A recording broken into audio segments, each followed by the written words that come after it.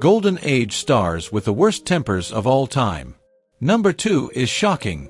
Step behind the glitz and glamour of Hollywood's golden age and discover the shocking truth about its brightest stars. On screen, they dazzled with charm, elegance, and unforgettable performances. But behind the velvet curtain, many of these legends were infamous for their explosive tempers and destructive outbursts. From actors who hurled glassware at crew members to actresses who terrified directors with violent rage, these stories reveal a side of stardom the studios tried desperately to hide. In this video, we uncover the Golden Age stars with the worst tempers, the icons whose sparkling smiles concealed volcanic anger that often turned film sets into war zones. You'll learn how their behavior left co-stars traumatized, producers fearful, and Hollywood scrambling to protect their marketable images. Some scandals were so deeply buried, it took decades for the truth to finally emerge. Join us as we explore the dark shadows behind Hollywood's most glamorous era. These aren't just diva moments. They're chilling tales of rage, ego, and unchecked power that changed the way the industry worked forever. Bette Davis. Bette Davis, Hollywood's undisputed queen of razor-sharp wit and unflinching fire. What a dump! That scathing line from Beyond the Forest could have easily doubled as Davis's verdict on any film set that failed to meet her merciless standards. With eyes that could pierce through steel and a ferocity unmatched on screen, she wasn't just one of cinema's greatest actresses, she was one of its most feared personalities. Her tongue was legendary. When asked about her rival Joan Crawford after Crawford's death, Davis delivered one of Hollywood's most infamous quips: "You should never say bad things about the dead, only good. Joan Crawford is dead. Good." This wasn't idle cattiness, it was the final strike in a feud so venomous it outlived its participants. On set, her perfectionism was brutal. During All About Eve, she reportedly reduced Marilyn Monroe to tears with icy remarks about her talent and chronic lateness. When director Joseph L. Mankiewicz defended Monroe, Davis snapped, "Why are you wasting my time with that blonde nothing?" To Davis, even directors weren't safe. She once hurled a telephone at Edmund Goulding for suggesting a different approach to a scene. With King Vidor, she sabotaged takes with mocking exaggeration, deliberately forcing expensive reshoots. Even Jack Warner, Hollywood's hard-nosed titan, found Davis nearly unbearable. Their clashes were so notorious that after storming into his office, she climbed onto his polished desk in her heels, grinding in scuff marks as she barked demands.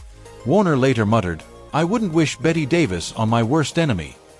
And yet, brilliance always shone through the chaos. With 2 Oscars and 10 more nominations, Davis cemented herself among the greatest to ever grace the silver screen. Her defense for her so-called difficult behavior was as sharp as her tongue. When a man gives his opinion, he's a man. When a woman gives hers, she's a bitch. I've been one for 40 years, and that's how you get things done. Errol Flynn. Errol Flynn, the swashbuckling hero with a dangerous dark side. On screen, he was every woman's fantasy and every man's idol, sword in hand, grinning with roguish charm as he leapt into battle with effortless grace. But off-screen, those battles were far from choreographed.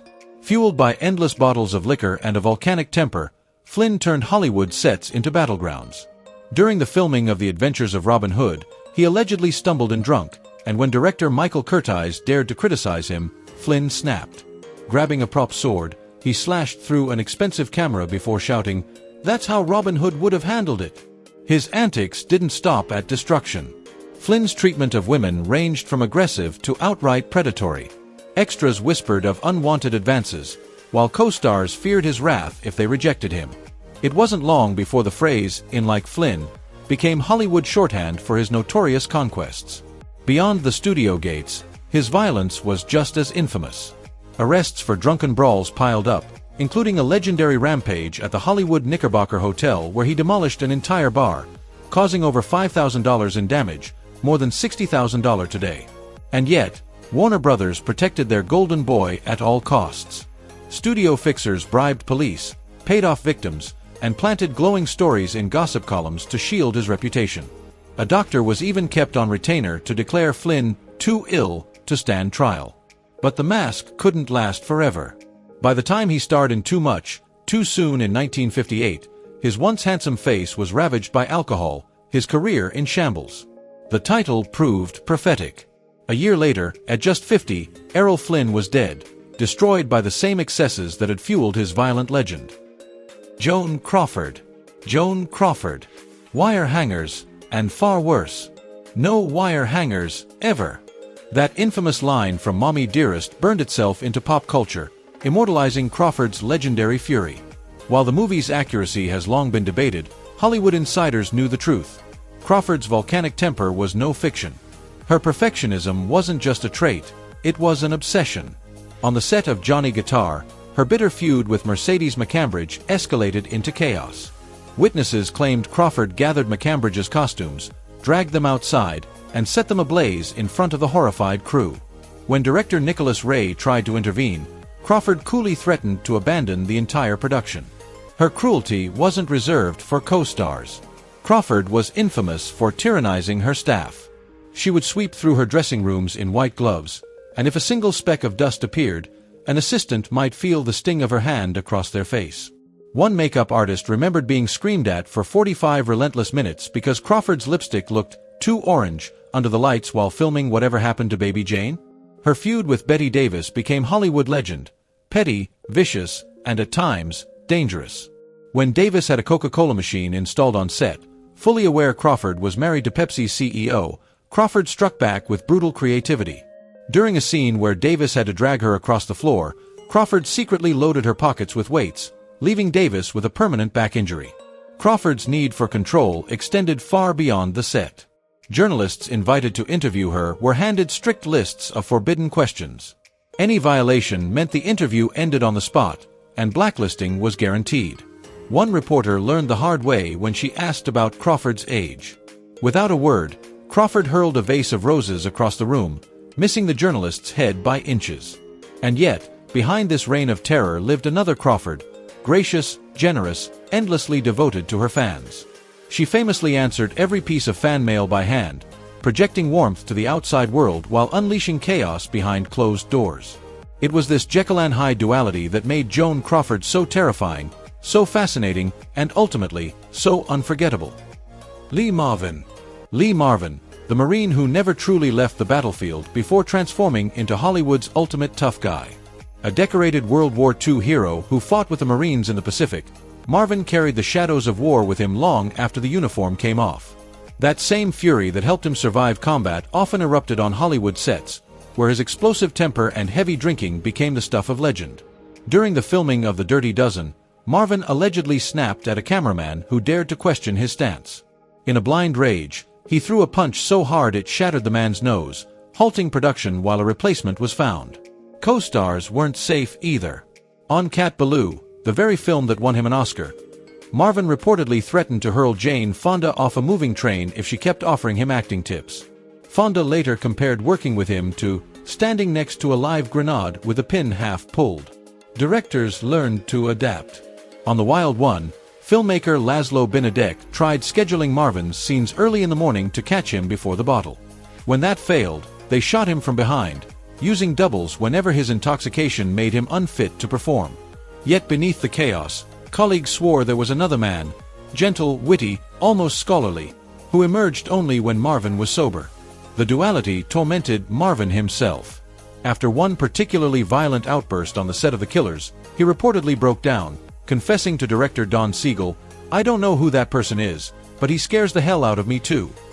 It was a haunting admission from a man who seemed trapped in a war he could never escape.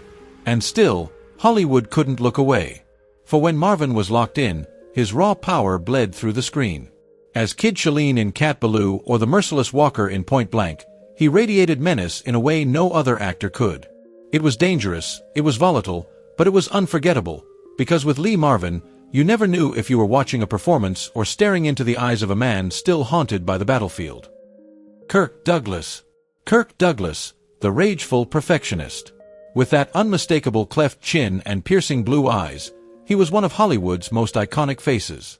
But behind the dazzling smile was a temper so explosive that crew members would scatter the moment things didn't go his way. His pursuit of perfection often crossed into tyranny. On Spartacus, Douglas wasn't just the star. He flexed his influence to fire the original director and quietly take the reins as an uncredited producer. When Stanley Kubrick stepped in, clashes were inevitable. Douglas's fury was so intense that Kubrick reportedly avoided confronting him directly, choosing instead to issue instructions through assistants just to keep the peace. His wrath wasn't limited to directors. While filming The Vikings, he allegedly hurled a battle axe at Tony Curtis, missing his co-star's head by mere inches. Curtis's complaint was met with a chilling warning from Douglas: "Next time I won't miss." Even Kubrick, one of cinema's greatest directors, was humiliated on Paths of Glory when Douglas halted a scene mid-take, pointed straight at him, and barked, "You're doing it all wrong." Then, in front of the entire crew, Douglas directed the scene himself while Kubrick stood by in silence. What makes Douglas fascinating is how history reshaped these outbursts. The same rage and relentless standards that once made him feared became, with time, celebrated as passion, the mark of a consummate professional. By the time he reached elder statesman status, his fiery behavior was remembered not as cruelty but as evidence of uncompromising dedication. Douglas himself never apologized. In his autobiography, he wrote, "I've made over 85 pictures and had to be strong to survive. If that's being difficult, I'm difficult. But so is any actor worth his salt." Orson Welles. Orson Welles, the brilliant tyrant of Hollywood. He once quipped, "I started at the top and worked my way down," a line that sounded like a joke, but carried a haunting truth. At just 25, he changed cinema forever with Citizen Kane, proving himself a wonder kid of unparalleled genius. But that same genius was chained to an explosive temper and impossible demands. On set, Welles's rages were legendary. During the filming of The Lady from Shanghai, a clash with a lighting technician spiraled into fury. Welles hurled a chair straight through an expensive set wall, leaving thousands in damage and halting production for days. When producer Harry Cohn demanded repayment, Welles coldly replied, "Bill me for the chair, not your shoddy wall." His perfectionism often veered into cruelty. Directing Macbeth, he forced actress Jeanette Nolan to perform her sleepwalking scene 87 times until her voice was ragged with exhaustion. When she collapsed in tears, he simply murmured, "Now you understand, Lady Macbeth." His battles with studios were even more ferocious. During post-production on The Magnificent Ambersons, when RKO re-edited his film behind his back, Welles rained down telegrams full of threats, from lawsuits to physical violence. When words failed, he stormed the studio and had to be restrained from attacking editor Robert Wise. But Welles's brilliance was also his curse. The industry grew tired of his outbursts. One by one, studios shut their doors, unwilling to bankroll a genius who burned everything in his path. By the 1950s, the man who had crafted what many still call the greatest film ever made was reduced to wine commercials and bit parts, scraps to fund the rare projects he could still direct. Late in life, Welles reflected bitterly, "I've spent too much of my life dealing with studio executives who think they're artists and artists who think they're executives." It was a tragic epitaph for a man who fought endlessly for creative freedom, only to find that his greatest enemy was often himself. James Cagney. James Cagney, the explosive perfectionist. "You dirty rat." He never actually said the line on film, but it clung to him like a shadow, the perfect shorthand for the tough guy aura that made him a star. Off camera, Cagney's fuse could be just as short as the gangsters he played, especially when the work fell below his exacting standards. His clashes with Warner Brothers became Hollywood lore. He walked off sets, tore up contracts, and battled the studio in court through the 30s and 40s. In one oft-told encounter, he allegedly grabbed Jack Warner by the collar and lifted him partway off the floor. "Don't ever talk to me like that again." On set, his perfectionism cut to the bone. During Angels with Dirty Faces, he reportedly reduced co-star Pat O'Brien to tears with a blistering critique. When director Michael Curtiz stepped in, Cagney snapped, "If you want this picture to work, keep him away from me until he learns his craft." His temper wasn't limited to work, either. Spotting a paparazzo sneaking photos in a restaurant, Cagney allegedly chased the man for 3 blocks, caught him, and smashed the camera. Later, he shrugged, "I don't like people taking liberties." What set Cagney apart was that his rage wasn't random, it was razor-targeted. He saved it for what he saw as artistic failure or plain injustice. Meet his standard and he could be remarkably generous and loyal. Fall short, and you felt the blast. As he put it himself, "I'm a peaceable man today, but I fought all my life. Not with my fists, I fought with my voice, my talent, my work." For those who met the storm head-on, that distinction offered little comfort. The question is, Fra Helm, were you lying then? Are you lying now? Or are you, in fact, a chronic and habitual liar? Charles Laughton. Charles Laughton, the brooding perfectionist, was both a marvel and a menace of the silver screen. With his striking presence and astonishing range, he etched unforgettable characters into cinema's memory. Captain Bligh's tyranny, Quasimodo's tortured soul. Yet behind that brilliance simmered a storm. His fury wasn't the loud, fiery kind other stars were known for. It was a slow burn, quiet, relentless, and unnerving, until it erupted in scalding verbal tirades. Director Billy Wilder once said that working with Laughton was like standing at the edge of a volcano. The dread of waiting for the eruption was almost worse than the blast itself. On the set of The Hunchback of Notre Dame, hours trapped under suffocating makeup and prosthetics pushed him to the brink. For 2 days, he barricaded himself in his dressing room, threatening to abandon the film altogether. When makeup artist Perk Westmore tried to coax him out, Laughton hurled a heavy kit at his head with terrifying precision. Insecurities often fueled his darkest moments. While filming Witness for the prosecution, he became convinced Wilder favored Marlene Dietrich. Consumed by jealousy, he struck her during a scene, not by accident, but with just enough force to leave a bruise. When confronted, he coolly replied, "Now perhaps she'll understand her character's fear." Laughton's cruelty wasn't always explosive, it was calculated. He could peel back a colleague's insecurities and twist the knife for hours. Director David Lean remembered him breaking down a young actress with merciless critiques, only to later admit he was testing her vulnerability for the sake of the performance. It was torment as a method, cruelty disguised as craft. And yet, for those who endured the storm, the reward was brilliance. His work in Mutiny on the Bounty and Witness for the prosecution remains untouchable, a testament to his tortured genius. As Alfred Hitchcock once remarked, working with Charles is like trying to harness a thunderstorm. Dangerous, unpredictable, but the spectacle it creates is magnificent. Buster Keaton. Buster Keaton, the Silent Storm.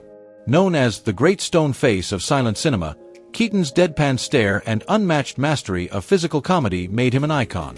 But behind that stoic mask was a temper so rare, so explosive, that when it surfaced, it left those around him shaken to their core. Unlike the Hollywood hotheads who erupted daily, Keaton's fury was infrequent, but when it came, it was unforgettable. Director Edward Sedgwick once compared it to watching a church explode. During the chaotic filming of The General, a film hailed today as his masterpiece but dismissed at first as a flop, Keaton's patience snapped. After enduring endless technical failures, he methodically took a sledgehammer to an entire set, smashing it to rubble while keeping that same expressionless face that made him famous. For 30 minutes he raged, and no one dared to intervene. His battles weren't only on film sets. When MGM executives began stripping away his creative freedom, Keaton's restraint cracked again. In one infamous meeting, after being told his new project was cancelled, he hurled a heavy wooden chair straight through a 14th-floor office window. When security rushed in, they found him calmly seated, as if nothing had happened. These eruptions were shocking precisely because they were so rare. Crew members who had worked with him for years might never see it, while those who did were left questioning if they'd witnessed something almost unreal. As one cameraman put it, it was like watching Abraham Lincoln suffer a psychotic break. In the 1930s, as his career declined and alcoholism took its toll, Keaton's outbursts grew darker. During a stint in detox, he demolished his hospital room, ripping a radiator out of the wall with his bare hands, an almost superhuman act for a man of his frame. Yet even at his lowest, his rage was never aimed at people. It was aimed at broken systems, failed machines, shattered dreams. The man who risked his life for cinema's most daring stunts would tolerate nearly anything, until someone tried to cage his vision. And when that happened, Buster Keaton, the man who never smiled, would erupt with a storm so fierce it felt less like madness and more like principle. Ava Gardner. Beauty with a beastly temper. Deep down, I'm pretty superficial, Ava Gardner once joked. But there was nothing shallow about the fire that burned within her. Behind that stunning face and smoldering charm lived one of Hollywood's most volatile tempers, a fury that could bring studios to their knees and leave even the most powerful men shaken. Her rage was infamous. On the set of Magambo with Clark Gable, director John Ford's harsh criticism pushed her past her breaking point. In a fit of anger, Gardner flipped a massive makeup table, shattering mirrors and sending thousands of dollars worth of equipment crashing to the floor. When Ford demanded an apology, Ava coolly shot back, "When hell freezes over." Her clashes with MGM's iron-fisted boss Louis B. Mayer became the stuff of legend. During one heated contract meeting, Mayer tried to humiliate her over her personal life. Ava leaned in and spat back, "I'll be damned if I let a money man dictate how I live." Then she unleashed a string of profanities so shocking, even Mayer, Hollywood's toughest mogul, was left pale and speechless. Her stormy relationships were no less explosive. With Frank Sinatra, their love was as passionate as it was destructive. Hotel security in Rome grew accustomed to late-night calls. One night, Gardner hurled every piece of Sinatra's luggage and his treasured record collection off their 8th-floor balcony during a screaming match. She fought Mickey Rooney with equal fire, and even billionaire Howard Hughes wasn't safe. After an unwanted advance, Gardner slapped him so hard he required medical attention. She later shrugged it off as teaching manners to the mannerless. And yet, Hollywood forgave her. Why? Because Ava Gardner wasn't just beautiful, she was radiant. Studio publicists scrubbed her image spotless, spinning scandals into glamour while quietly replacing broken furniture and silencing terrified staff. When she wasn't angry, her charm and allure were irresistible. Gardner herself made no excuses. "When I'm good, I'm very good. But when I'm bad, I'm better." But Ava's story is more than just one woman's fury. It's a window into Hollywood's golden age, when the system enabled bad behavior. Studios poured fortunes into building star personas, and as long as those stars made millions at the box office, their sins were buried. Fixers bribed police, silenced witnesses, and planted gossip to protect the myth. In an industry that equated genius with volatility, cruelty was tolerated, sometimes even celebrated. Today, much of that immunity is gone. What once earned a shrug and a cover-up would now bring lawsuits, firings, and scandal. But the myth of the difficult genius lingers. We still debate whether brilliance excuses cruelty. Would Bette Davis have been as mesmerizing without the sharp edge that terrified her co-stars? Would Orson Welles have made Citizen Kane without the same obsessive perfectionism that alienated collaborators?